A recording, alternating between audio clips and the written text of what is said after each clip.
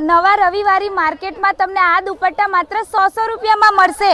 તો જુઓ આ પણ 100 રૂપિયા. તો જુઓ નાના બાળકો માટેના 100 રૂપિયામાં અને આ મોટાઓના માત્ર 130માં. જુઓ આ પણ 100 રૂપિયા.